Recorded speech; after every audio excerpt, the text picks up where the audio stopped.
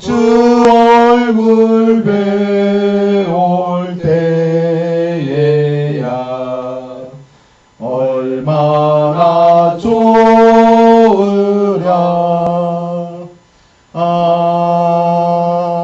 아멘. 하나님 아버지 감사합니다. 저희들 사랑하시고 지키시며 오늘까지 인도하심 감사를 드립니다.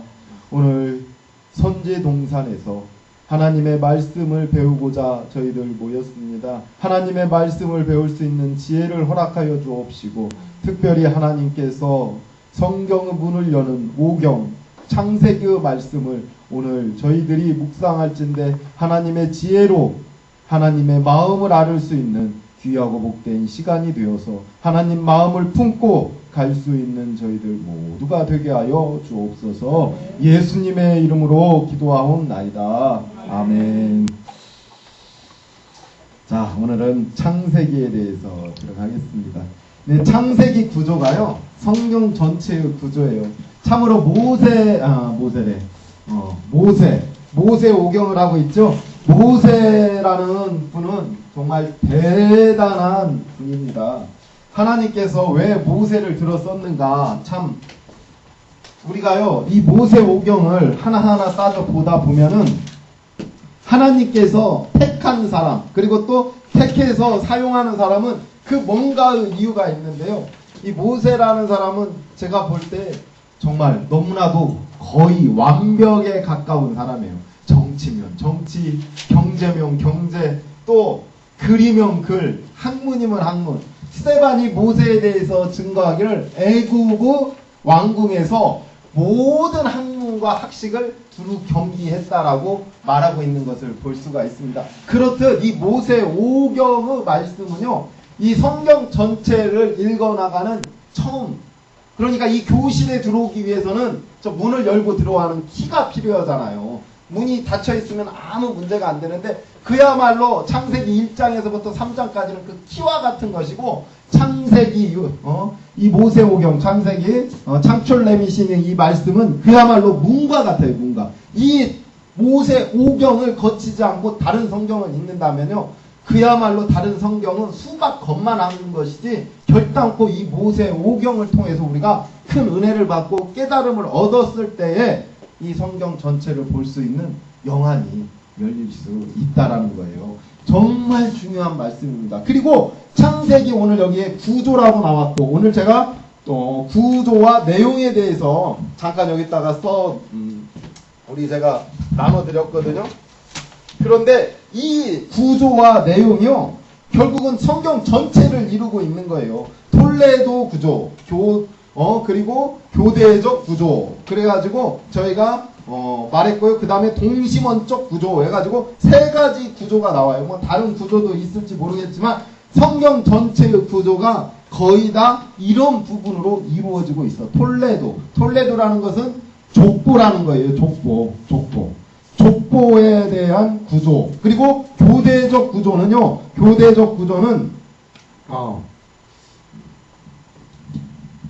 바로 A, B, C, D, E, F, G, A, B, C, C.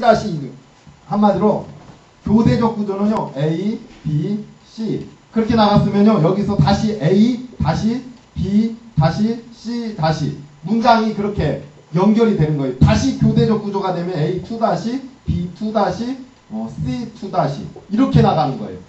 잘 보세요. 만약에 이런 식으로 글이 구성이 되어 있지 않고, 자, A, B, C가 나왔어요. 그런데 문제는 여기에 F, G, M, 이런 식으로 막 자기 마음대로 그 문장 구조가 그 형식이 짜여지게 되면 어떻게 되느냐? 굉장히 복잡해서 보는 사람이 그 뜻을 찾기가 힘듭니다. 그리고 또 이렇게 교대적 구조로 해서 A, B, C, A, B, C, 다시, A, B, C 이렇게 하는 그 이유가 뭐냐면, 이 가운데에서 뜻이 있다라는 거예요. 뜻이 있고 주장이 있고 의미가 있다라는 뜻이에요. 그런데 모세가 이렇게 글을 씀으로 인해서 현대 문학까지도 다 이런 영향을 받아서 이러한 영향 속에서 글이 진행되고 써지고 있다라는 것이 굉장히 중요한 겁니다. 우리가 글을 보면서 그냥 이 사람이 글로 하다가 그냥 끝나고 난 다음에 저 사람이 뭔 말했어? 도대체 여기다 뭘 써놨어? 하는 그러한 글들도 많이 있거든요. 그러한 글들을 써놓고 보면 성경이 그야말로 중구난방이 되는데 하나님께서 뭐 불러주는 대로 모세가 받아쓰기 한 건 아니에요. 하나님의 뜻과 하나님의 그 의미를 줬을 때 모세가 사람들 보기에 그리고 하나님께서도 그에게 지혜를 줘서 사람 그리고 중요한 거죠. 모세 오경 잘 들으세요. 문제는 뭐냐면 성경은 하나님의 말씀이잖아요. 하나님의 말씀이잖아요. 그런데 예수님께서 계속해서 성경을 인용하고 너희들이 뭐라고 할 때마다 그 바리새인, 서기관, 대제사장들, 율법사들에게 뭐라고 대꾸를 하십니까? 모세가 쓴 책에서는 뭐라고 말했니? 모세는 뭐라고 말했니? 그런 식으로 계속 대답하죠. 하나님이 뭐라고 말했니라고 대답합니까? 모세가 뭐라고 말했냐고 대답합니까? 하나님이신 예수님께서요. 사실은 그 모세라고 함으로 인해서 하나님 말고 너희는 모세를 섬긴다라는 그러한 조금 그 깎아내리는 그러한 의미도 있지만요. 사실은 사람을 그렇게 위하게 높여준다라는 의미도 있다라는 거예요. 그냥 모세 오경 그래 하나님 말씀이다 하고 땡 하고 끝이면 끝이잖아요. 그런데 하나님께서도 그러한 모세의 오경을 내 말씀과 동시지만 바로 모세가 기록했기 때문에 모세 오경이다라고 붙여주는 그 이유로 에스겔서, 이사야서 이러한 성경 구절에 사람 이름들이 쭉쭉 붙잖아요. 그리고 이사야의 말이다 라고 예수님께서도 이사야의 말 가운데 이런 말이 있었다. 에레미야 말 가운데 이런 말이 있었다. 예수님께서 그렇게 말씀하시고 신약 저자들도 그렇게 인용을 하지 않습니까? 그 이유가 뭡니까? 바로 에레미야를 통해서 하나님께서 말씀하신 깊은 곳에서는 다 하나님의 말씀이야 하고 끝날 수 있어요. 그러나 예수님께서 그것은 하나님의 말씀인가 동시에 에레미야가 이렇게 말했다라는 것을 에레미야를 높여주는 의미가 하나님께서도 높여주신다는 거예요. 요즘 아주 훌륭하신 분들이 요즘 많이 돌아가시고 있어요. 참으로 안타까워요. 누구누구 돌아가셨습니까? 오카는 목사님 돌아가신가 동시에 가장 절친한 친구라고 하시는 또 하목사님도 엊그저께 또 소천을 하셨더라고요. 하늘나라로 돌아가시면 하나님 품으로 돌아가셨기에 우리는 그러한 날이 기쁨의 날인과 동시에 조금 또 서운한 날이 되지 않습니까? 그런 말씀들 있잖아요. 하영조 목사님의 설교가 사실은 오카는 목사님의 설교가 사실은 하나님의 말씀을 대변하는 거예요. 그러나 우리가 그 말을 갖고 하나님 말씀이다라고 하는 게 아니라 오카는 목사님의 그러한 설교다라고 말씀을 하듯 여러분들 또한 마찬가지고 모세에게도 또한 마찬가지였지만 이 모세가 써놓은 이러한 구조에 입각해서 성경이 다 기록이 된다는 거예요. 그래서 A, B, C B, A-, B-, C- 갖고 제가 얘를 창세기에다가 들고 있습니다. 그러나요, 또 마찬가지로 구약 전체가 A, B, C, 그리고 또다시 A, B, C 이렇게 나가는 거예요. 보세요. 창세기, 출애굽기, 레위기, 민수기, 신명기까지 나갔잖아요. 그러면 다시 A가 여호수아에서부터 또 시작해요. 쭉쭉쭉쭉쭉 하다가 다시 신화서에서 또 쭉쭉쭉쭉 시작해가지고 신약으로 넘어가면 신약에서도 A, B, C, D가 뭐예요? 마테마가 누가 요한으로 쭉 가고 제목만 갖고도 딱 느낌이 오지 않습니까? 사도행전 갔다 서신서 갔다 ABC로 쭉 나가는 거예요. 그러듯 교대적 구조는 작게는 한 문장이고 크게는 이 A가 창세기가 될 수도 있고요. 크게는 이 A가 모세오경이 될 수도 있다라는 거예요. 그리고 A 다시가 이제 작게는 한 구절이 될 수도 있고 크게는 뭐냐? 여호수아가 될 수도 있고 또 이게 전체가 합쳐서 구약이 A가 됐다면 B가 뭐가 됩니까? 신약이 되는 이러한 교대적 구조로 이루어져 가고 있다. 근데 이제 우리는 창세기의 교대적 구조만 알 수 있으면 돼요. 그리고 이번 시간 공부할 거예요. 그 동심원적 구조가 있어요. 동심원적 구조. 원을 이루고 있다라는 거예요. 그래가지고 결국 시작과 끝이 일치를 한다. 근데 저는요 이러한 교대적 구조보다도 사실은 이 동심원적 구조가 성경에 있어서 처음과 끝을 아주 장식을 하고 있는 말씀이다라는 겁니다. 이 동심원적 구조가요. 동심원적 구조를 영어로 인클루지오 기법이라고 해요. 인클루지오 기법. 우리말로 바로 그냥 직역으로 해석하면 봉투 기법이라고 해요. 봉투 기법. 봉투. 겉에 봉투가 이렇게 있으면 그 안에다가 뭘 넣어요?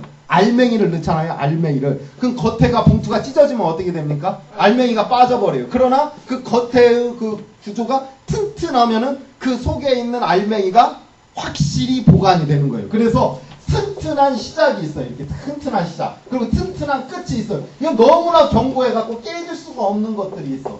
그리고 난 다음에 이러한 것 가운데 있다가 이제 내용물을 싹 집어넣는 거예요. 그래서 우리는 이러한 것을 볼 때 조개 생각하면 돼요. 조개. 인클루지브 기법.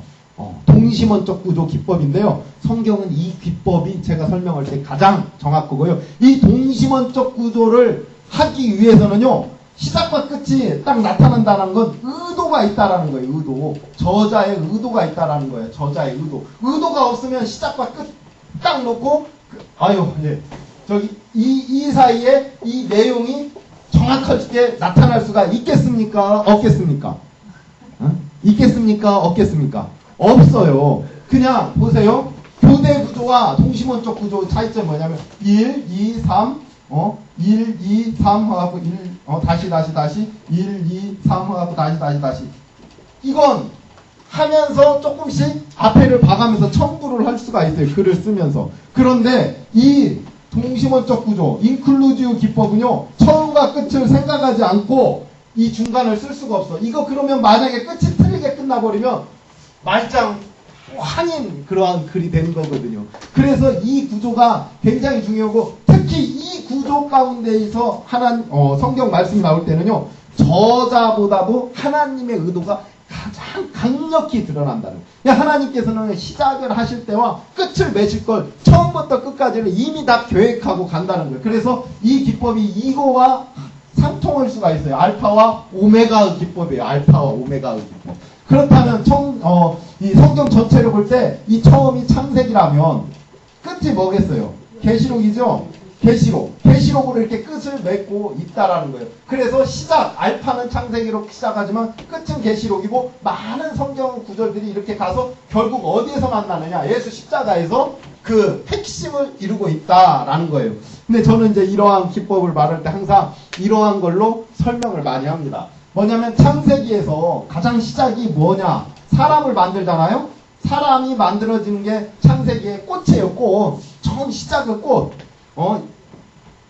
톨레도 구조에서 잘 위에 한번 보세요. 톨레도 족보 구조에서 우주 위대한 시작을 통한 도입이라는 말이 나와요. 그게 뭐냐면 태초에 하나님이 천지를 창조하시고 1일, 2일, 3일, 4일, 5일, 6일째 뭘 만듭니까? 인간을 만들어요. 인간을 만드는데 사람이 창세기 1장에 만들어진 날 사람과 사람이 만나게 되잖아요. 그래가지고 사람과 사람이 만나서 뭐로 해요? 결혼이라는 거거든. 그렇죠? 결혼식 날이에요. 그 첫날이. 인간이 만들어진 첫날 결혼식 날인데 이 계시록에서도 뭔 결혼이 나옵니까? 어린 양은 혼인잔치가 나와요. 혼인잔치가. 그 어린 양 혼인잔치는 어린 양과 누가 만난다고 했어요? 교회가 만나는 혼인잔치가 끝에 나와요. 계시록 끝에. 그리고 많은 성도들이 이제 들러리로 서게 되는데 교회가 누구예요? 우리예요. 그리고 들러리가 누구예요? 바로 우리예요. 바로 어린 양과 교회의 만남은 혼인잔치라고 하나님께서 표현해요. 혼인잔치. 그리고 많은 것들이 여기 이제 혼인잔치들이 뭐가 나옵니까? 여기에? 뭐 아가서에서도 나오고 선지서의 대표적인 게 뭡니까? 호세아 중에 호세아에서 하나님께서 나는 너의 신랑이고 너희는 나의 신부다. 계속 그러한 결혼 관계로 모든 것을 설명해내고 있어요. 그래서 쭉 이스라엘이 하고. 그리고 여기서는 교회와 예수 그리스도의 신랑과 신부 관계가 쭉 설명이 되고 있어. 그리고 난 다음에 이 가운데에서 누가 만납니까? 요한복음 2장이 중요해요. 요한복음 2장. 2장에 1절에서부터 13절까지인가요? 가나 혼인잔치 나오죠?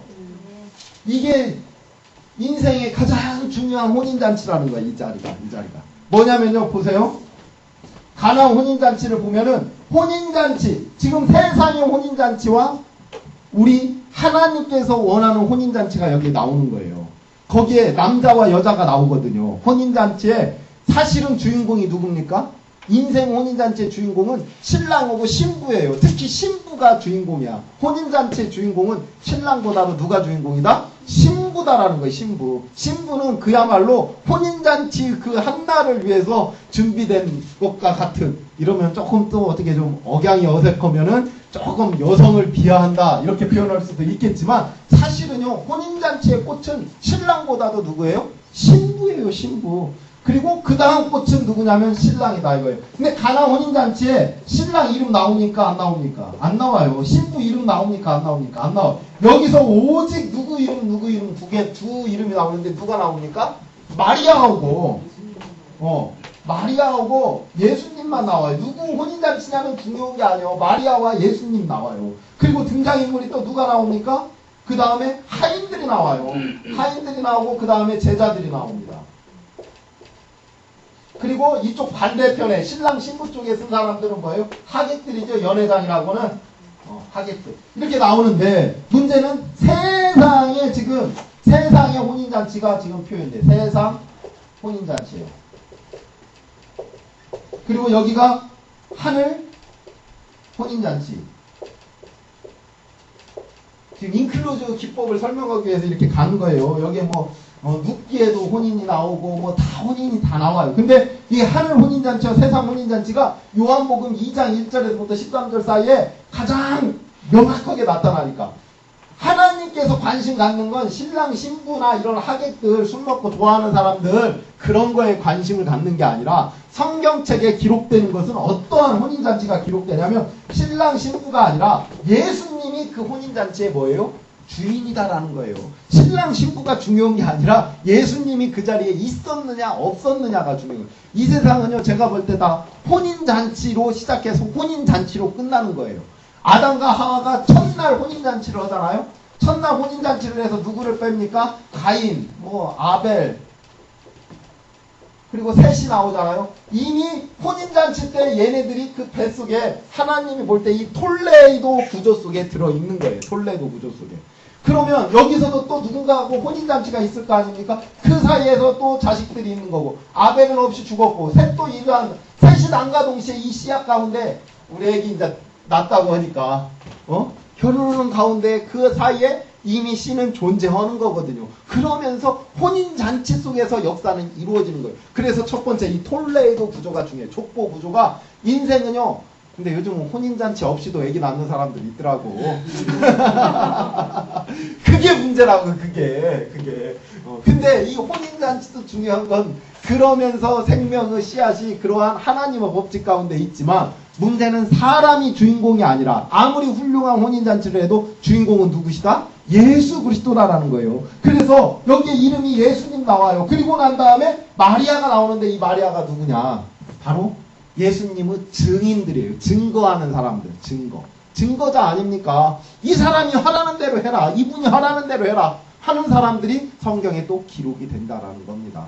요즘 우리 삶과 똑같은 거예요. 지금 세상 사람들이요, 이렇게 걸어다니는 저나 여러분들이나 다 인간적, 세상적 혼인잔치에서 태어난 사람들 아닙니까? 그러나 이러한 세상적 혼인잔치, 물과 같은 세상을 포도주로 변화시키는 질적 도약을 있게 하기 위해서는, 하늘 혼인잔치로 돌아가기 위해서는 이제 예수님이 주인이 되어서 마리아를 만나고, 이 마리아를 만났는데 예수님이 주인이 돼서 마리아 같은 증인들이 이제 하인들과 같은 일을 하게 만들어가지고 이제 열매를 맺는 거 아닙니까? 그리고 난 다음에 예수님께서 제일 중요한 구절이 나와요. 뭘 보이시더라?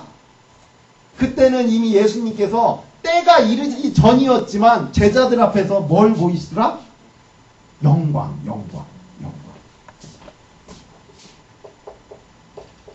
글로리아. 하나님께서는요, 우리 인간을요, 왜 만들었는가? 여기서 답이 나오지 않습니까? 마지막에 딱 영광을 보이시더라 나오죠? 네. 영광을 보이시더라. 영광. 예수님께서요, 이 땅에 오셔서요, 영광을 보인 적이요, 언제 있습니까? 가나 혼인잔치, 때도 되기 전에 가나 혼인잔치에서 영광 보였고요. 또 언제? 변화산에서 영광을 한번 보여줬고요. 언제 한번 또 보이십니까? 예?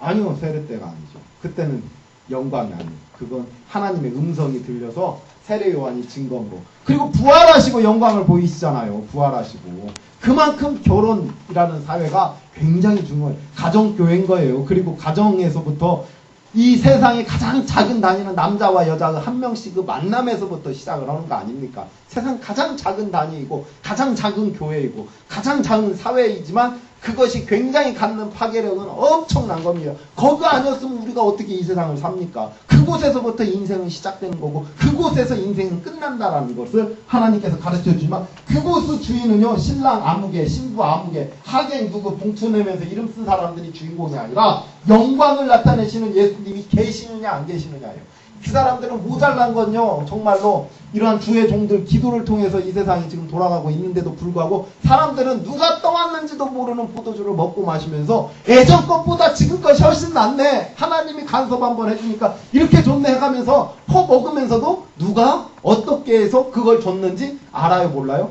모르더라라는 거예요. 세상의 연구가 다 그런 식입니다. 세상에 지금까지 창조된 것이 하나님이 창조됐냐 안 창조됐냐 그건 중요한 게 아니에요. 먹고 살기도 힘든데 누가 창조했으면 어때? 그냥 먹고 살면 그만이지 하는 게 세상 사람들 일 아닙니까?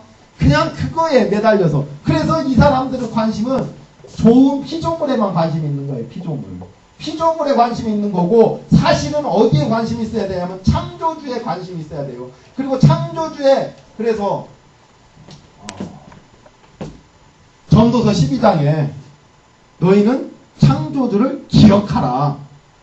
늙어서 힘없어서 공부한 날이 다가오기 전에 젊었을 때부터 창조주를 기억하라. 창조주냐 피조물이냐. 피조물이 좋냐 나쁘냐 이건 사실은 이건 그 비교우예요. 그냥 금이 좋냐 은이 좋냐 동이 좋냐 이런 건 그냥 비교할 수 있는 거잖아요. 금이냐 은이냐 동이냐 금메달이 좋냐 은메달이 좋냐 동메달이 좋냐는 비교할 수 있는 거잖아요 우리가. 그러나 이러한 금과 같이 비교할 수 있는 건 피조물들과 관계일 뿐이지 창조주하고 결합이 되었을 때는 그것이 비교가 대상이 됩니까 안 됩니까?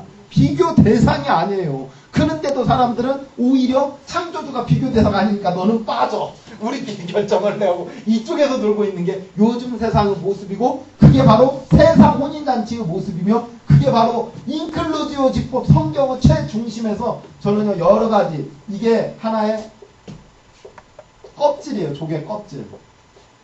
그리고 여러 조개 살들이 있어요. 얼마나 맛있습니까 조개살. 그러죠? 조개살들, 조개구이. 저 미국 가서는 안 먹어봤지만 한국에서 한 2번 먹어봤는데 그 숯불에다가 모락모락 해가지고서는 이렇게 하고 먹으면 진짜 맛있더라고. 그 조개 살이에요. 조개살. 여기도 조개 껍질이 있어요. 얼마나 단단한 껍질인지 몰라요. 지금도 세상 사람들이 이걸 깨려고 얼마나 노력하는지 모릅니다. 이게 안 깨지니까, 이거 깨지고 나면 성경이요 진리가 아니거든. 세상 한문하고 똑같아지는 거거든. 창세기 1장하고 요한계시록 22장 그 마지막 장이 깨지고 나면 성경이요 그냥 세상 책하고 똑같아지거든.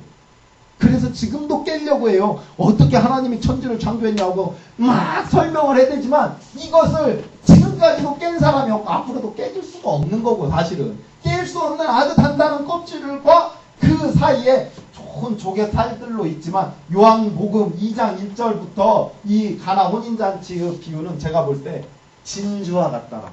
진주, 조개살 속에 들어있는 진주. 예수님께서 시간과 때와 장소도 되기 전에 이미 그 진주 모습을 우리에게 보여줍니다. 사실은 뭐 십자가의 사건도 진주 중에 진주죠. 그러나 인클루지오 기법, 특히 혼인잔치의 비유 속에서 볼 때에는, 혼인이라는 모티브로 볼 때에는 이건 진주와도 같은 아주 영롱한 색깔을 띠고 있어요 우리에게. 그리고 이제 이것이 또 인클루지오 기법으로 하나가 뭘로 또 등장되냐면, 시작이 포도주로 시작돼서 뭘로 끝을 맺습니까? 물과 피로 끝을 맺는 인클루지오 기법이 요한복음에 또 있어요.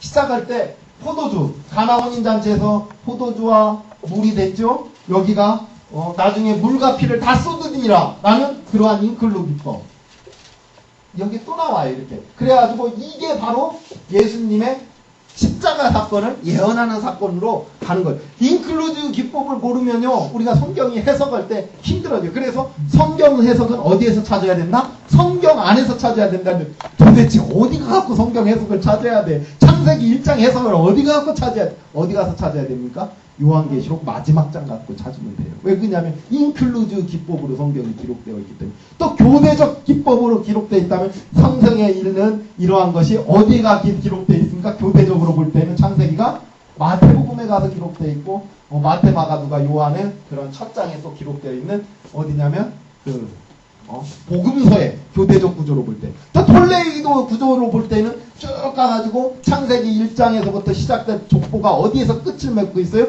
마태복음 1장에서 족보가 딱 끝을 맺고 있어요.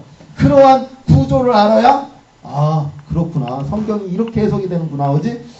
오늘 창세기 1장을 봤으니까 2장에 그 해석이 나오겠지요. 그 해석을 백날 봐봤자 나와요. 그렇지만 그 해석이 연약한 교대적 해석밖에 안 되고 인클루즈 기법. 하나님께서는 그러니까 천지를 창조하실 때 뭐까지 생각하고 계셨다? 이 끝을 계산하고 계셨다라는 거예요. 요한계시록 창세기 1장을 모세에게 하나님께서 계시해 줄 때에 요한계시록 끝장을 하나님께서 모르고 계셨겠습니까? 우리는 알고 계셨다고 보셔요. 그리고 이사야서를 모르고 계셨겠습니까? 호세아서를 모르고 계셔요. 다 알고 계셔요. 인클루즈 기법은요, 모르고 있었으면요, 이 성경이요, 중구난방이 됐을 거예요. 그러나 하나님께서 이미 다 계획하에 있었기 때문에 이 인클루즈 기법으로 딱 떨어지게 만들었어요. 그리고 오늘 여기서도 보지만 창세기에서 이 동심원적 구조 보세요. 베라 후에 아들에 대한 아브라함의 역사, 제가 이거 장절은 다 빼버렸어요. 어차피 성경 나가면서 또 할 거니까. 쭉 가가지고 나우로 후에로 이렇게 끝을 맺고 있거든. 짧은 인클루즈 기법도요, 꼭 이러한 시작과 끝을 염두에 두지 않으면요, 절대로 나올 수가 없고, 세상에 노벨문학상 타는 작품들 다 보십시오. 인클루즈 기법을 이미 다 사용하고 있고, 교대적 구조로 사용하는 데는 조금 질이 떨어지는 그러한 것입니다. 시드 쓸 때 이런 인클루즈 기법을 굉장히 선호를 하고 있어요. 이게 바로 구조적, 문학적 구조로 볼 때 창세기 구조입니다. 그리고 창세기 내용에서는 이제 경륜과 계시가 나오고 있어요. 경륜. 그래가지고 경륜이라는 것을 갖고 있는데, 이것도 바로 성경 전체를 여는 열쇠예요. 경륜과 계시. 경륜이라는 게 뭡니까? 경륜이라는 게 하나님께서, 우리는 이러한 믿음이 있잖아요. 태초에 하나님이 천지를 창조하실 때부터 심판 때까지 하나님께서 목적을 가지고, 의도를 가지고 어떻게 진행해서 어떻게 끝을 맺어야겠다라는 답이 있는 거예요.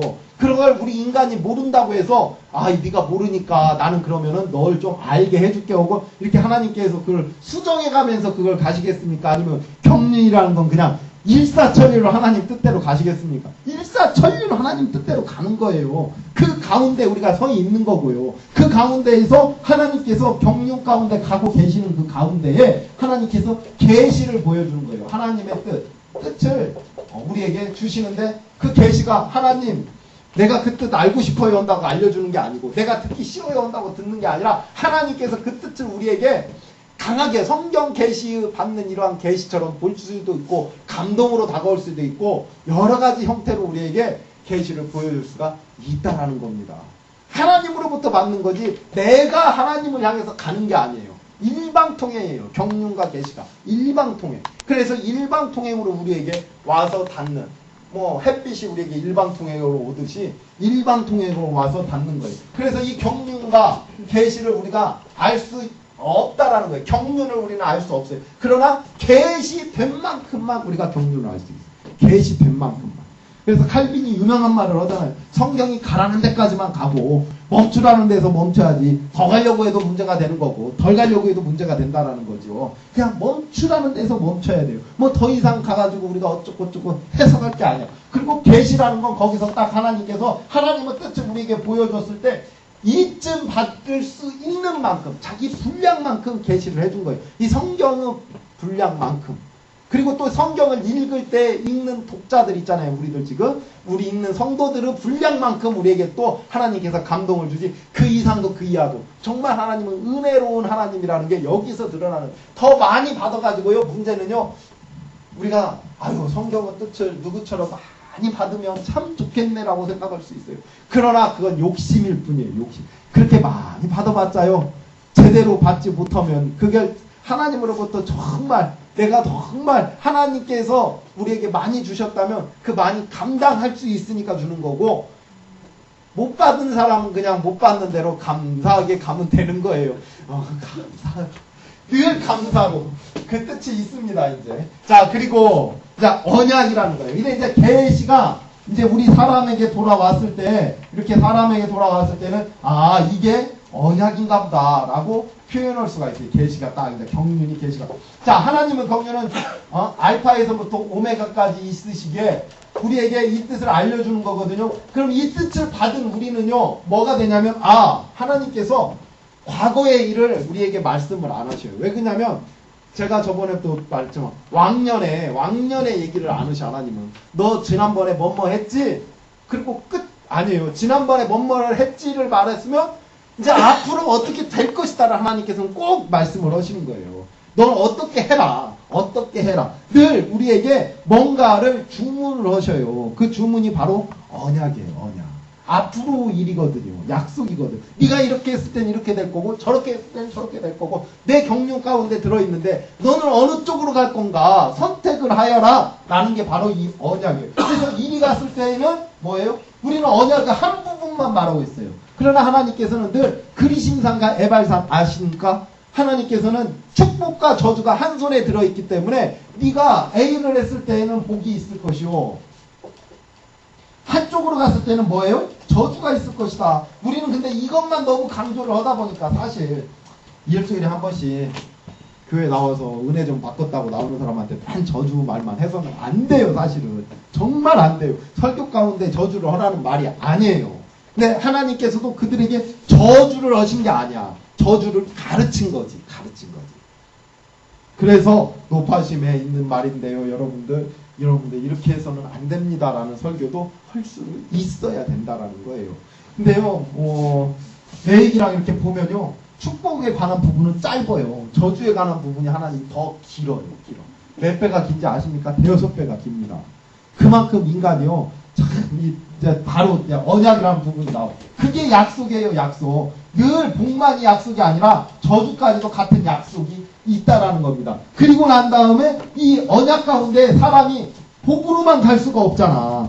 이 구조를 잘 알아야만이 우리가 구속사를 이제 바로 들어갈 수가 있어요. 제가 이렇게 초반은 이렇게 좀 전반적인 얘기를 하고요. 또 둘째 시간에는 성경을 들어가가지고 단락단락을 할 거예요. 계속 그럴 건데 보세요. 자, 경륜에서 계시로 넘어가는 그 관계. 그러니까 하나님께서 인간에게 주셨죠. 하나님의 뜻이 우리에게 나타나면 언약으로 나타나고 이 언약이 두 가지로 복과 저주로 가는데 하나님께서는요 저주는 여기서 끝내고요 복으로 화를 받고 복으로 저주를 받고 복으로 가는 그러한 하나님이심을 우리는 믿잖아요. 그래서 우리는요 잘 보세요. 목사님이나 여러분들이나 저나 다 똑같잖아요. 어디 복 받을 짓 한다 하는 사람 손 한번 들어보세요. 여기서 나는 하나님으로부터 하나님이 나 같은 사람 복 안 주면 누구한테 복을 주겠는가 생각하는 사람 손 들어보라 보잖아요. 그러면 10중 8구는 없어요. 나 같은 사람이 벌 받아야지 어찌 내가 복을 받을 수 있겠습니까? 라고 말할 수 있는 사람은요. 아마 교회 처음 나온 사람들이라던가 아니면 모 교단에 속해 있는 그러한 사람들이고 특별히 이렇게 장로교회에 속해 있는 여러분들은 복 받을 자격이 있다고 생각하는 사람 손 들어보라고 하면 하나도 못 들어요. 그러나 문제는 우린 다 저주로 갈 수밖에 없어. 저주 가운데 태어나서 다윗이 시를 쓰잖아요. 내가 죄 가운데 태어났고 죄 가운데 자랐고 죄를 먹고 살았는데 하나님 아버지 무슨 내가 복 받을 짓을 뭘 했겠습니까? 근데 무엇을 내주십니까? 하나님이 복을 주셔. 이 사람들한테 저주를 받아야 할 사람에게 복을 주셔. 이것까지 설교를 하셔야 된다니까. 이것까지. 이게 이제 설교의 진수고 여러분들이 나중에 이 관계를 어떻게 성도들에게 은혜롭게 전파할 수 있을까? 그걸 체험을 여러분들도 하셔야 되고 그냥 나는 보세요. 이런 설교자들이 있어요. 여러분들 교회 나왔으니까 그냥 복 받을 수 있는 아브라함은 복을 받으십시오. 이삭은 복을 받으십시오. 이 설교와 아브라함도 복 받을 자격도 없는 사람이었는데 하나님께서 정말 저주받아 마땅한 사람인데 하나님께서 은혜로 복을 주셨으니 여러분들도 여러분들 생활을 한번 보고 그래야 자기가 좀 반성을 할 거 아니야. 복을 받더라도 자기가 하나님이 고마워서 복 받는 거지 사실은요 복을 받으면 그냥 모가지에다 힘주고 내가 복받을 일을 했으니까 받아요 하는 사람이 있는가 하면 저는요 정말 복받을 일을 한 적이 없는데 하나님이 주셨어요. 누가 좀 더 우리가 보기에도 이뻐 보입니까? 우리가 보기에도. 그런데 하나님 보시기에는 오직 어겠냐 이 말이요. 이 뭐 스킬을 가르치는 거 아니고 이게 하나님의 원리예요, 원리. 그래서 여기에서 우리는 저주받는 것을 성경에서 다른 말로 타락이라고 해요, 타락. 그리고 타락했는데도 불구하고 하나님이 뭘 해주신다? 구속, 구원. 이게 바로 오늘 성경을 풀어가야 될 우리의 숙제다라는 거예요. 이 관계 속에서 설교가 진행되고 우리의 인생이 진행이 돼야 된다라는 겁니다. 늘 하나님께서 나에게 계시를 주셔. 나에게 어느 날은 감동을 주셔. 그 감동을 주시는 것은 저는요 너무 고리타분하게 계시는 성경 말씀밖에 없고 개인의 감동은 없다라고 이렇게 또 강하게 나가는 목사님들처럼 그렇게 하고 싶지는 않아요. 실질적으로 나도 그렇게 따지자면 모세나 이 성경 쓴 사람들만 하나님 계시 받고 나는 그러면 어디로 갈 바 모르지만 내 안에서 성령께서 역사하시고 성경을 쓸 사람은 아니지만도 성경 말씀을 통해서 우리가 은혜를 받고 살고 있지 않습니까? 그러한 은혜 가운데 감동이 오는 대로 인생을 살아가는데 이게 바로 하나님께서 늘 약속을 해주셔. 네가 오늘 어떻게 살 거고 내일 어떻게 살 거고 네 인생을 어떻게 살 거고 늘 거기 가운데 있지만 하나님의 은혜가 아니면 늘 선택은 이 가운데 간다는 하나님의 은혜 안에 있어도 마찬가지예요. 우리 아까 말했던 5살짜리 애기가요.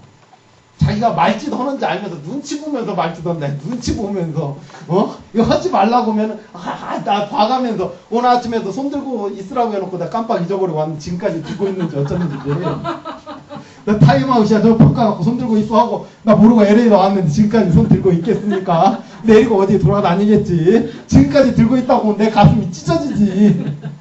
혼은 냈지만 어디 가서 지금 돌아다니면서 아마 또 말짓 하고 다닐 거예요. 그게 바로 구속이다 이거예요. 구속. 내가 혼은 냈지만 저주는 했지만 너 가서 손 들고 있으라는 저주는 했지만 결국은 가서 걔가 맨날 눈치 봐가면서 잘못을 해. 눈치 봐가면서 이제 좀 말귀를 알아야 돼. 그냥 눈치도 안 보고 말짓하는 애는 혼내봤자 혼내는지도 몰라 걔는요. 그러나 눈치 봐가면서 말짓하는 애는 혼내면 그 의미를 안다라는 거예요. 그리고 난 다음에 용서해주는 그런 하나님의 놀라운 원리가 성경 곳곳에 그리고 우리 인생 곳곳에 펼쳐지고 있어요. 이러한 관계 가운데에서 성경을 보셨으면 참으로 좋겠어요. 그럼 목사님 은혜는 어디에서 설교를 해야 되고가 아니라 이게 바로 은혜인 거예요. 여기에서 그냥 바로 이것만 설명하니까 요즘 기복주의가 되는 거예요. 여기에서 언약이 나오고 언약에서 저주는 빼버리고 이것만 복만 계속 설교하는 걸 이걸 뭐라고 하냐면 기복주의라는 거예요. 그런데 복과 저주를 확실히 가르치고 난 다음에 살아간 우리에게 하나님의 은혜가 온다. 이게 바로 구속사적 설교예요. 구속사적으로 성경을 바라봅니다. 오늘은 제가 좀 힘이 있습니까? 아유 감사합니다. 지난주에는요 사실은 너무 어지러가지고요 막 선악과 예범 물어보면서도 제가 막 말을 잘못할까봐 굉장히 제 자신이 헤매고 여러분들과 함께 참 같이 제가 너무 죄송했던 날이었는데 오늘은 조금 그래도 제대로 돌아오지는 않았습니다. 그러나 조금 힘이 납니다. 어제 설교하는 가운데에서도 우리 성도들한테 제가 갑자기 현기증 나고 잠깐 쉬었다 온다고 설교했는데 오늘은 조금 그래도 몸이 좋습니다. 밥도 한 그릇 점심에 뚝딱 먹었고요. 저녁 때 오기 전에도 김밥 한 줄 먹고 왔고 아주 그 전까지는 죽 요만큼씩 먹고 생활했는데 참 은혜가 오늘 있습니다. 지난주에 창세기 1장 하면서 날들에 대해서 제가 했는데 그 날도 그냥 설명하면서 제가 너무 시원찮게 해가지고 자 이제 우리 창세기 1장부터 한번 들어가 볼까요? 그리고 2장 3장까지 오늘 한번 밀어붙이면서 쭉 나가면서 할 거 하고 이제 날들이 있습니다. 날들 많은 날들이 있는데 모든 날은 누구 날이다? 하나님의 날이다라는 거예요. 모든 시간과 장소는 하나님 것이다라는 것이 중요해요. 내 것이 어디 있어요? 그러나 하나님은 뭐라고 말씀하시느냐? 네 거다라고 말씀하시면서 그러니까 내 거예요 하고 하나님한테 말할 게 아니라 당신 겁니다라고 우기는 만큼 하나님은 네 거다라고 말씀을 하셔. 창세기가 하나님의 말씀인데 하나님께서는 모세의 말이다. 모세 오경이다라고 해요. 하나님 오경이라고 부르는 사람은 없어요. 모세 오경이라고 하지. 하나님께서 그러죠. 오늘 우리에게 주어진 시간, 우리에게 주어진 집, 우리에게 주어진 가정 하나님이요, 하나님 거라고 하는 게 아니라 네 거다라고 말해요. 그래도 우리는 하나님 겁니다라고 고백을 할 때마다 하나님은 네 거다라고 말씀을 하셔요. 근데 문제는 네 거다라는 말 속에 책임이 굉장히 강해요. 책임. 권리만 있으면 얼마나 좋겠어요. 그러나 그거에 대한 책임도 하나님께서 물으시는데 그 책임은 아까 그 원리예요. 책임을 우리는 못 져. 사실은 질 수가 없어. 그 책임 누가 주셨어요? 예수님이 져주신 그 관계. 그러나 그거에 대한 고마움도 없고 감사도 없으면 그건 진짜 문제가 있는 거예요. 예수님이 그냥 해주셨으니까 의당 예수님이 다 해주셨다 그러면은 예수님이 의당 해줬는데 뭐 그런 관계는 설명할 필요가 있어. 그건요 뭔 뜻과 같냐면 예수님 십자가에 못 박았을 때요 우리가 그 앞에 가가지고 당신 의당 나 살려줘야 되니까 못 박힌 거 당연해. 뭐 아프다고 그래. 그냥 나 때문에 그런 건데 당신 나 사랑하니까 그냥 그렇게 해. 당신은 평생 못 박혀 있어. 그 말하고 똑같은 말이에요. 완전히 신성모독이라는 거예요. 우리가 그 앞에서 겸손해질 수밖에 없는 이유는요. 그게 예수님은 나는 그것이 내가 저번에 첫 시간에 자기 십자가라고 했잖아요. 네 거 십자가가 아니라 내 십자가라고 말했지만 그게 누구 거예요? 바로 우리 걸 위해서 자기가 진 거예요. 그 고통을. 그랬는데 우리는 그거 자기 십자가로 했으면 자기가 좋아서 했겠지 뭐.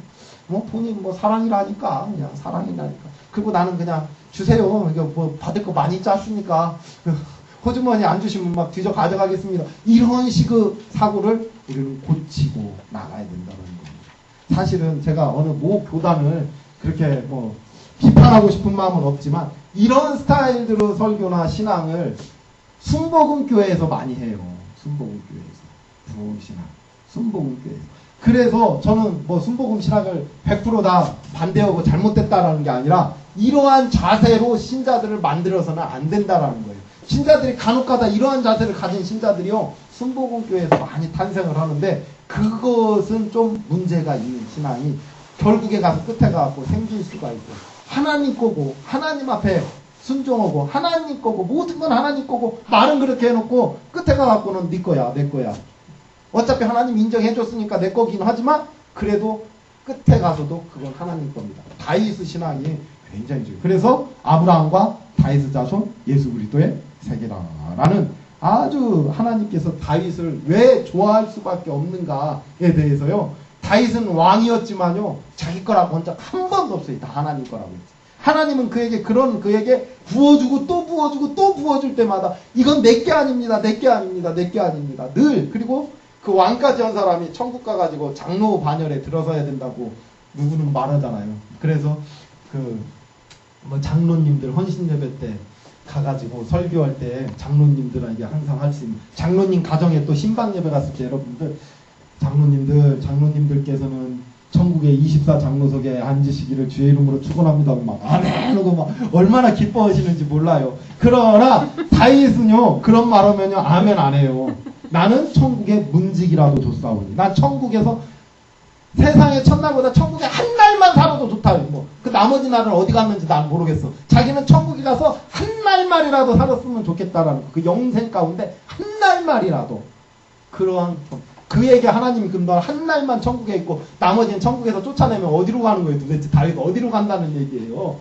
그런데도 불구하고 그 한 날만이라도 하나님 품에 안겨봤으면 나는 안기는 것이 낙입니다라고 살았던 왕이 그 정도였어요. 왕이 그 정도면 그의 겸손이요 이런 그냥 가식적인 겸손이 진짜 겸손 진짜 그런 겸손의 마음이 중요한 것이지 우리가 늘 하나님 앞에서 당신이 줄 거 나한테 줬으니까 나 그냥 받아 쓰겠습니다가 아니라 늘 뭘 하나를 쓰더라도 뭘 하나라도 오늘 설사 호흡을 한번 하더라도 이 공기에 대한 감사 모든 것이요 그런 관점에서 성경을 보지 않으면요 성경 보다가 시험에 빠져서 그래요. 시험에 성령을 보다 시험에 빠져요. 한 날 한 날 그날 하나 1분 1초가 다 하나님 거라는 걸 잊어버리고 살다가는 성경을 보다가 시험에 빠져요. 지난주에 제가 질문을 했습니다.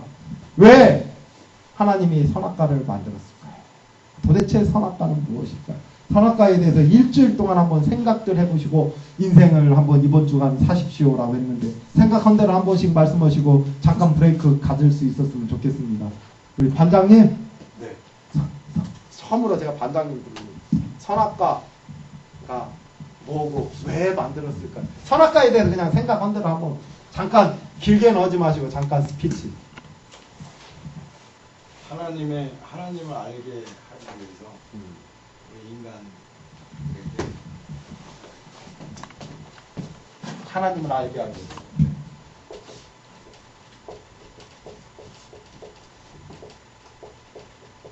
옥성 교사님, 제 명단을 나올게요.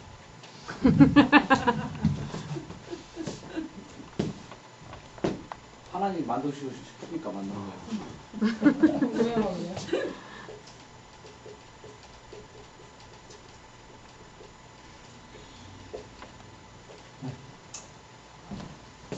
저기 우리 목사님, 나오미 목사님. 지난주에 목사님 그렇게 얘기 안 하셨는데 뭐요? 선악과를 그러니까 따먹을 줄 알았을까 몰랐을까 뭐 그런 것들, 그런 것도 그냥 선악과 전반적인 거에 대해서. 제가 지난주에 제정신이 아니었으니까요. 그건 기억하지 마세요. 지난주 여기서 뭐라고 했는지 저 지금 한번 보고 지금 저 지난주에 한 거 하나 기억이 안 나요. 뭐 머리가 백지였어요. 그야말로 머리도 아프고 막 몸목이 아프고. 자, 자유의지 뭐 너무 신학적이시죠. 아니 인간의 자유의지. 네, 선택권 자, 순종하나 안 하나 순종. 네. 얼마나 순종을 잘하나.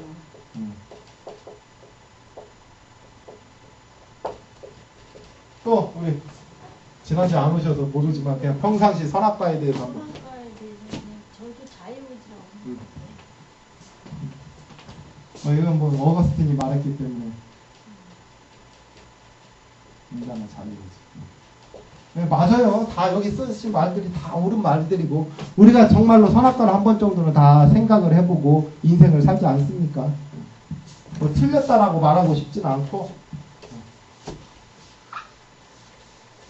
근데 정말로 이 선악과가 우리 마음속에서 와서 인생을 살 때 이 상황이 선악과 상황이다라는 걸 체험해 본 사람이 있어요? 오늘 이 상황이 선악과구나. 이 상황이 굉장히 중요한 질문이에요. 이 질문. 이 상황이 선악과구나. 뭔지는 내가 안 물어볼게요. 있으셨어요? 딱 느꼈을 때 하나님께서 감동을 주시는데 너 지금 이걸 따먹냐 안 먹냐가 이게 선악과구나. 그냥 평상시에 뭐 조금 잘못을 하느냐 죄를 짓느냐 안 짓느냐를 떠나서 이 상황이 선악과구나가 딱 느껴진 적이 있냐고요. 이게 있어야 설교자가 될 수 있어요. 이 상황이 선악과구나. 이걸 내가 할 것인가 말 것인가. 이걸 따먹으면 정령 죽으리라가 내 마음속에 딱 오는 날이 있어.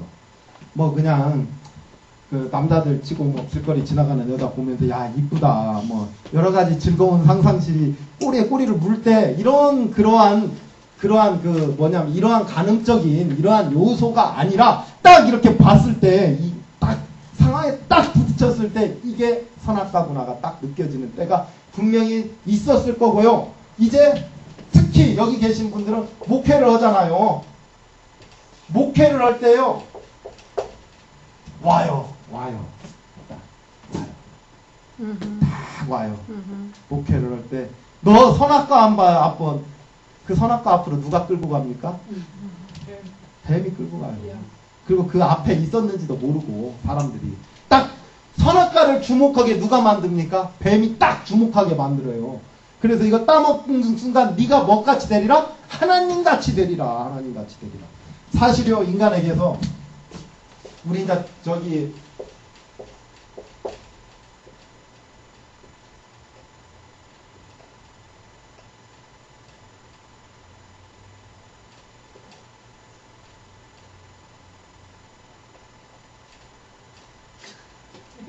내가 왜 이렇게 그렇게 했어요? 왜 그렇게 했어요? 이렇게 이해가 안 가십니까? 여러 가지.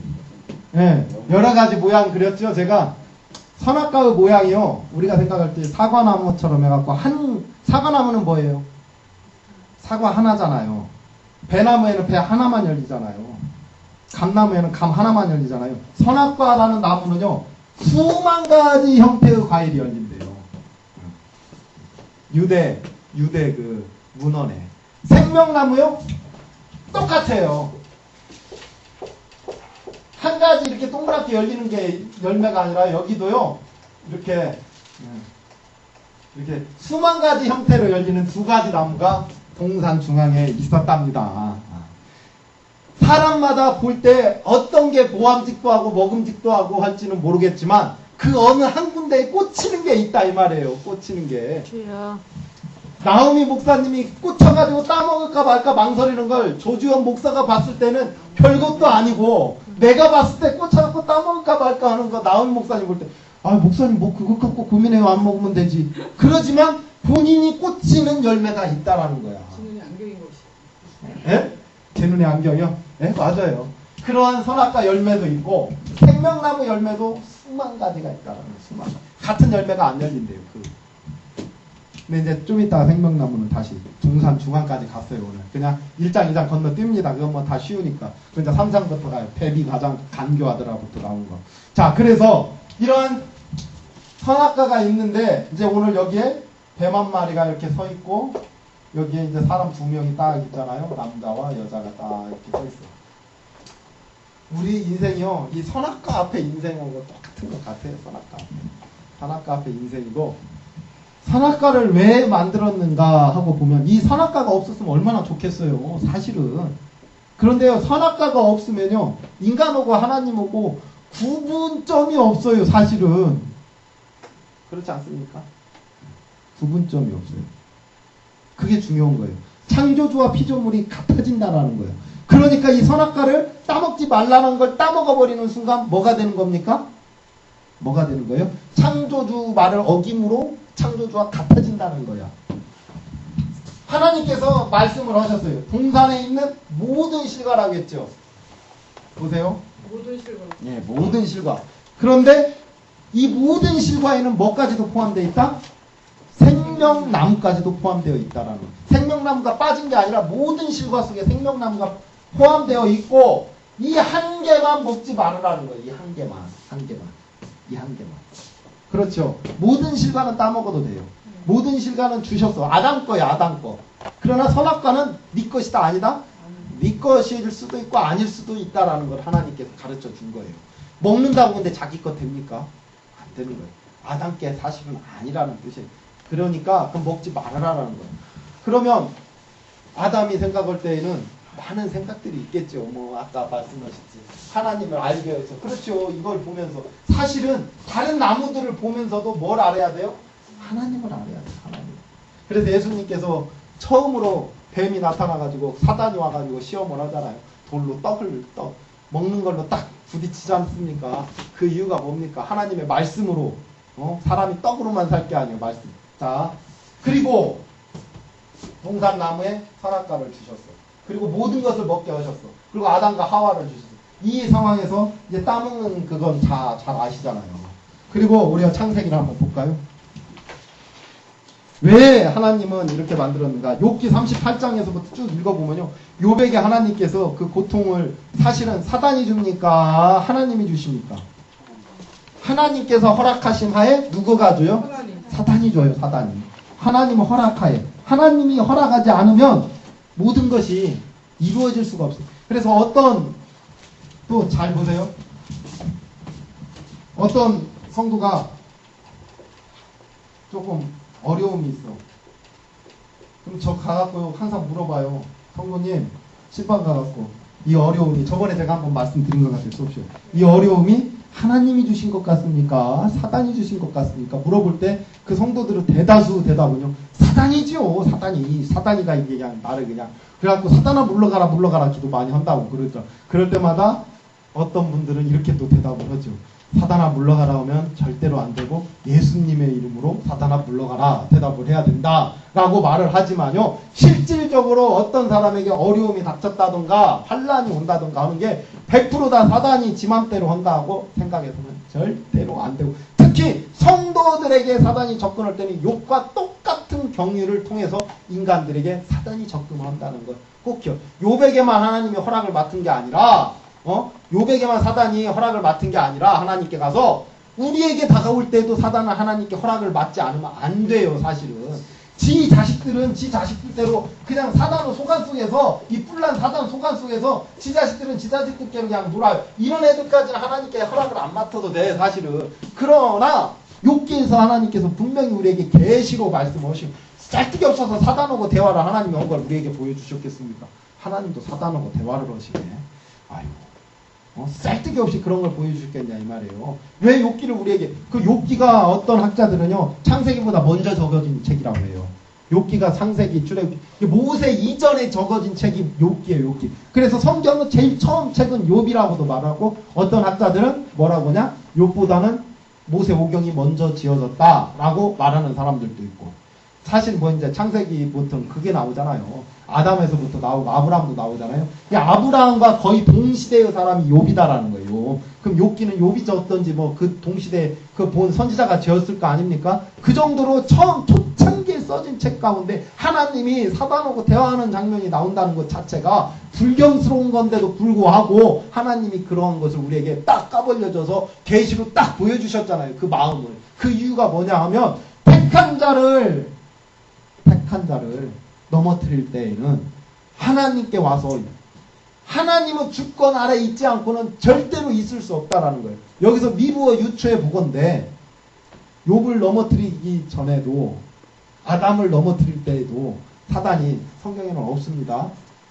지 멋대로 왔는 거 뭐 그럴 수도 있고 하나님께 허락받고 왔을 수도 있지만 하나님이 몰랐겠냐 이 말이에요. 사실은 사단이 나타나고 따먹으라 할 때 하와가 딱 따갖고 이렇게 들어가기 직전에 하나님 앞고 뒤통수 한 대 때렸으면 모든 사태 끝나거든요. 너 이거 먹지 말으라고 순간 그냥 뿅 하고 나타나셔가지고. 근데 하나님 그러시는 하나님 절대로 아니다라는 거예요. 그래서 제가 볼 때 어려움, 선악과 이런 모든 거에 있어서 누가 허락하에 그것이 시험이 오느냐라는 것을 우리는 분명히 기억을 해요. 그럴 때마다 성경에서는 늘 뭐냐면 하나님께서 이스라엘을 이방 백성 사단의 손에 붙이심에 그들이 힘들다가 다시 기도하더라. 하나님께 간구하더라라는 걸로 사사기면 뭐든 다 그렇게 끝을 맺고 있어요. 출애굽기도 보세요. 그냥 막 간구하니까 하나님이 나타나시고, 그 간구하는 걸 보고 싶어서가 아니라 그만큼 인간이 늘 완악하게 지 마음대로 가고 있다라는 것을 보여줍니다. 뭐 우리는 하나님의 계시 가운데에 창세기가 끝날 때 출애굽기로 요셉 따라서 가서 호강하고 이스라엘이 잘 살았겠네 라고 생각하려면 모르지만, 요셉이 애국으로 간 그 과정을 한번 생각을 해보세요. 뭐 때문에 갔어요? 골육상쟁 때문에 간 거 아닙니까? 골육상쟁 때문에. 그야말로 형제들이 죽일까 말까 하다가 팔아먹은 거 아니에요. 솔직히 죽이는 게 깨끗하지 사실은. 죽고 말지 노예로 어떻게 사. 저 같으면요 노예보다도 죽는 게 더 깨끗하다라고 생각해요. 노예로 어떻게 삽니까? 개 돼지만 또 못하게 어떻게 인생을 가. 그냥 깨끗하게 그냥 쫙 죽어버리는 게 낫지. 지금 세상에서 어떻게 그렇게 거의 상상도 못할 일들을 지금 그때 그렇게 해가지고 애굽 땅에 간 백성들이 호의호식을 얼마나 바랍니까? 사실은 가가지고 요셉이 용서했다고 해서 하나님이 용서했다고 해서 당신들이 용서했으니까 나 호의호식 할래요 하고 큰 소리 칠 수 있는 입장입니까? 그 사람들이 지금 형제 팔아먹고서나 가갖고 덩 달라 거기 가갖고 빌부터 팔아먹은 형제 밑에 가갖고 빌부터서 살면 그냥 볏집을 만들던 말던 보리떡 하나 주면 그것도 감지덕지고 살아야 되는 게 그들 인생 아닌가요 지금? 그런데도 불구하고 또 간구하잖아요. 우리 인생이 다 그런 거예요. 그렇게 살아가는데 오늘 이렇게 왔다라는 거예요. 얘네들이 여기 앞에서 우리 선조들이 이렇게 하고 있는데 하나님을 알게 하기 위해서도 옳고요. 만들고 싶으셔서도 맞고요. 자유의지, 얘네들의 자유의지를 시험하고 싶어서도 맞고요. 순종과 불순종도 맞고요. 다 맞아요. 맞아. 다 옳은 말씀입니다. 그런데 문제는 이 사람들이 생명나무 열매를 안 먹었다는 데 문제가 있는 거예요. 이 사람들이 우리는 선악과를 꼭 말을 하면서 생명나무를 빼먹으면 선악과가 답이 안 나와. 답이. 생명나무가 꼭 옆에 있었다라는 것을 알아야 된다. 선악을 알게 하는 나무거든요. 이름은 선악을 알게 하는 나무다. 이름은 이렇게 길지만 사실은 이걸 짧게 말하자면 죽음나무예요. 먹으면 정령 죽으리라. 죽음나무예요. 죽음나무. 그리고 그 옆에 뭔 나무가 있었냐면 생명나무가 있었어요. 사람이 생명나무를 먹었냐 안 먹었냐? 안 먹었다라는 게 문제가 있어요. 볼까요? 3장 22절 여호와 하나님이 가라사대 보라 이 사람이 선악을 알게 하는 일에 우리 중 하나가 같이 되었으니 그가 손을 들어 생명나무 실과도 따먹고 영생할 까무라 하시고 그들을 내어 쫓고 두릅들과 두루도는 하영검으로 에덴나무 생명나무 길을 지키게 하시니라. 그러죠? 생명나무 길을 지키게 하시니. 여기까지만 해도 오늘 아무튼 됩니다. 자, 이건 이제 따먹어갖고 이건 이제 있으나 마나한 쌀데기 없는 존재가 됐고 한 나무가 붙었어요. 이 한 나무 참 예쁜 이런 열매가 맺히는 한 나무가 딱 있는데 이 나무를 따먹고 지네들 마음대로 하나님 말도 안 듣고 그냥 딱 해갖고 여기를 뭘로? 검과 두루도는 하얀검과 두릅들 하나님은 사자들로 뭐죠? 지키게 했다. 못 두르게 했다라는 거예요. 못 두르게. 근데 선악과를 따먹고 생명나무를 따먹었으면 어떻다라는 거예요? 영생을 해요, 안 해요? 하나님에서 영생할까 하노라. 영생을 해요. 영생. 그렇지 않습니까? 근데 개인적으로 한번 생각해 보세요. 아담이 알았을까요? 몰랐을까요? 생명나무 따먹으면 살까 안 살까? 그들은요 어리석었어요.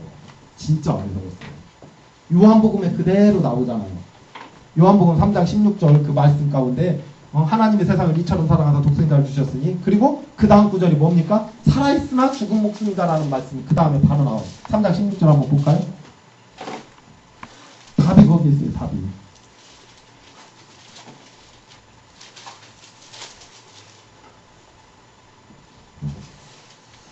하나님이 세상을 이처럼 사랑하사 독생자를 주시 이는 저를 믿는 자마다 명절치 않고 영생을 얻게 하려 하십니다. 하나님이 그 아들을 세상에 보내신 것은 세상을 심판하려 하시며 저로 말미암아 세상의 구원을 받게 하려 하십니다. 저를 믿는 자는 심판을 받지 않는 것이요 믿지 않는 자는 하나님은 독생자 이름을 믿지 아니하므로 벌써 뭐라고요? 심판. 벌써 죽은 것이다라는 거예요. 죽었다. 벌써 죽었다. 이게 살았어도 뭐예요? 산 생명이 아니라 하나님 볼 때는 죽은 생명이고 또 죽었어도 하나님 볼 때는 죽은 인생이 아니라 산 인생. 이게 죽었어도 산 인생이 있는 것이고요. 살았어도 죽은 인생이 있다라는 거예요. 근데 문제는 이들이요 이걸 따먹고요 이것을 먹지 않았다라는 건 의심을 했다는 거예요. 의심. 우리가 아까 말했죠. 생명나무가 창세기에만 있었지만 그것이 지금까지도 생명나무로 딱 우리에게 다가오는데 그것을 우리 인간들이요 대체로 가요 그거요 안 따먹기가요 쉬운 일이 아니에요. 쉬운 일이. 그리고요 마음속으로라도요 품고요 예수님께서 너희들이 눈으로 보고 마음으로만 품어도 뭐다? 죄다라고 했어요. 죄다.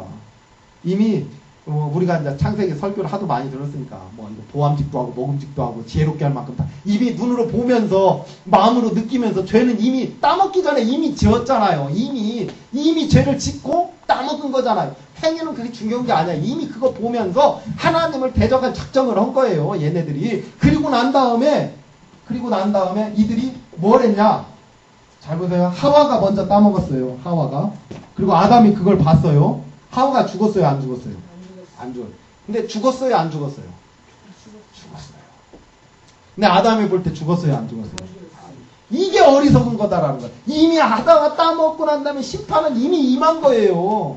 근데 아담이 볼 때는 그가 죽은 거예요? 산 거예요? 자기가 따먹었잖아요? 살았어요? 죽었어요?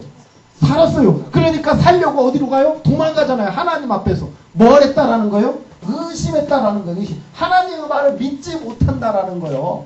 네가 죽는다고 했는데 내가 먹었는데도 하는데 네가 안 믿으면 죽는다고 심판한다 하는데 안 된다는 거예요. 지금도 세상 사람들이 하나님을 안 믿는 이유, 못 믿는 이유 중에 하나가 그거다라는 거예요. 심판이 없다라는 거예요. 하나님을 못 믿겠다라는 거예요. 믿음이 안 간다라는 거예요. 중요한 거. 어느 날 우리 그런 날 없습니까? 진짜로 믿음이 그냥 막 돌리지 마세요. 제가 막 그러니까 진짜로 우리 한번 인생 살면서요 100% 믿음 가운데 사십니까? 어느 날 믿음 흔들리는 날 있어요? 없어요? 또 다 있다고 그래요. 없어야지 왜 있어요? 신학교에 다니는 우리 선지생들만큼은 없어야지. 있어요? 그러면 의심한 거예요. 의심. 그래도 하나님이 붙잡아 주신 거예요. 하나님의 믿음을 의심하게 만드는 많은 일과들이 이 일을 했는데도 당장에 뭐가 안 나타나네 하는 일들이 많이 있다라는 거예요.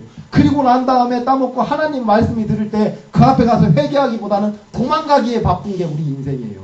아니면은 사실은요 제일 좋은 방법은요 그냥 그 옆에 생명나무까지 에라 모르겠다. 이제 동산에 있는 모든 열매 한번 따먹는데, 야, 이름이 생명나무네! 그냥 확 따먹어버렸으면 뭐예요? 살아요. 근데 의심한 거예요. 안 죽었으니까. 안 죽었으니까.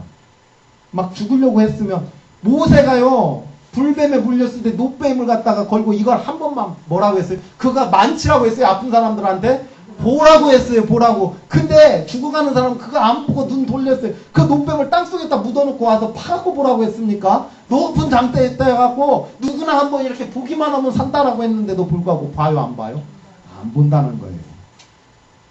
우리 인생이요, 다 그거예요. 그리고 난 다음에 바로 예수님이 그 노뱀 얘기 바로 하지 않습니까? 그 위에 모세가 광야에서 뱀을 든 것 같이 인자도 들려야 하리니. 안 본다라는 거예요. 안 본다. 생명나무 보지를 않아요. 왜? 의심이 있고 이제 의심해서 이긴 거야, 하나님을. 아이고, 하나님 말씀이 이 언약이 성취가 안 되네. 성취가 안 돼. 너 이렇게 하면 정령 복을 받으리라 하는데 복이 와, 안 와? 안 와. 근데 복은 받았어요, 안 받았어요? 받았어요. 근데 자기 자신은 하나님의 아까 말했던 경륜에 있어서, 하나님의 경륜과 계시에 있어서 하나님의 말씀이 현실에서 자기의 눈이 어두워지고 자기의 지혜가 약해가지고 보지 못하는 것을 하나님께서 못하는 걸로 착각하고 인생들이 살고 있다. 이게 중요해요. 창세기 1장에서부터 3장까지 볼 때마다 제일 깎아본 게 뭐냐면, 하나님이 보실 때에는 너는 죽었다라고 하는데 자기는 살았다라는 거야. 자기는 살았다. 아벨은 죽었지만 히브리서 11장에 이미 살아있느니라라고 하나님께서 말씀하시지 않습니까? 히브리서 기자를 통해서. 그렇듯 남들은 죽은 줄 알았지만 그는 살아있고, 사는 줄 알았지만 죽었어요. 제일 염치 없는 사람들이요. 그러니까 우리 같은 사람들이 제일 염치 없어요. 생명나무가 바로 예수님인 거 아시잖아요. 맨날 선악과 먹으면서도 그냥 생명나무 한번 따먹고 난 다음부터는, 이제 다음부터는 염치 없어도 그냥 그렇다고 해서 막 과신하고 사지 마시고, 우리가 그렇게 염치 없는 사람들. 아담이 사실은요, 만약에 성경책 기록에 선악과 따먹고 흩딱 가갖고 생명나무 따먹었다고 해보세요. 그러면 아유, 참 염치도 없고 참 채통도 없고 참 그렇다라고 또 말할 사람들도 있을란가 모르지만, 그 채통 없고 염치 없는 사람들이 바로 우리예요. 우리 선악과 따먹고 맨날 죄에서 뒹굴면서도 생명나무 한번 따먹은 걸로 인해서 지금까지 살아있는 거예요. 근데 이 생명나무 길이요, 쉬운 길이 아니에요. 두루두루 하얀 건가요? 그룹들이 지켜요. 한 번 죽지 않고는 도저히 통과할 수 없는 길이에요. 죽어야 돼요. 죽어야 돼. 뭐가 죽겠? 이게 바로 뭐예요? 예수님이 요한복음에 말한 거듭남이에요. 거듭남. 새로 한번 태어나요. 엄마 뱃속에 가서 태어나야 됩니까? 니고데모가 물어봤을 때 뭐라고 말합니까? 물과 성령으로 거듭나야 된다. 물과 성령으로 거듭나야만이. 죽는 것보다도 더 고통스러운 과정을 한번 겪어야 되는데, 그것을 예수님께서는 우리한테 마취제를 놓고 오셨는지 저는 참 모르겠지만, 전신 마취하고 한번 죽었다 살아난 것 같아요. 별로 고통스럽지도 않았는데도 불구하고 예수님께서 죽었잖아요. 대신 예수님께서 하나님의 경륜에 의해서, 물과 그룹들과 화영검에 의해서 예수님께서 돌아가신 거예요. 우리 대신. 그러니까 우리가 그냥 전신 맞춘, 그냥 구원을 값싸게 받았다고 값싼 구원이 아니다라는 거예요. 값비싼 구원인데도 불구하고, 내가 한번 죽었다 살아났으면 참으로 좋았을 텐데, 내가 한번 죽었다 살아나지 않고 예수님이 죽었다 살아나니까 더 비싼 구원인데, 우리는 남이 죽었으니까 싼 구원으로 잘못 생각하고 인생 살아서는 안 되겠다라는 겁니다. 그래서 생명나무 길을 누가 여셨다? 내가 들어갈 수 없으니까 예수님께서 여시는데, 건가 그룹들에 의해서 예수님이 십자가에 못 박히시고, 이 그룹 길이, 좁은 길이, 그나마 조그마한 길이 열렸어요. 그래서 이 길로 믿는 자들, 의심하는 자들은 가지 못해요. 의심하는 자들. 지금도 다 의심하고, 그러니까 의심을 초월해서 비웃는 걸 초월해서 참 막 나쁜 말로 비방까지 하는 지금 세상 아닙니까? 그러는 가운데에서도 우리는 예수님 믿겠다고 이렇게 모여 앉아가지고 예배를 드리고 있지 않습니까? 잠깐 쉬겠습니다. 5분.